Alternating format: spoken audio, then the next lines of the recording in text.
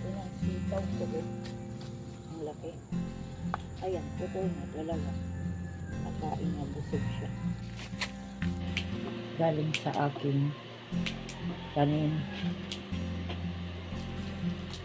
Adubuhin ko.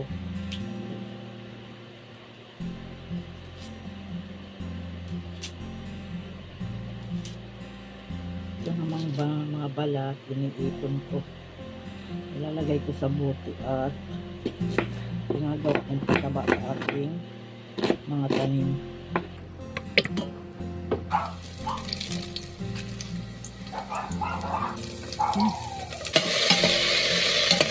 Ito na ang aking adobo. Tap. Bagay sa saging naman, namis-namis.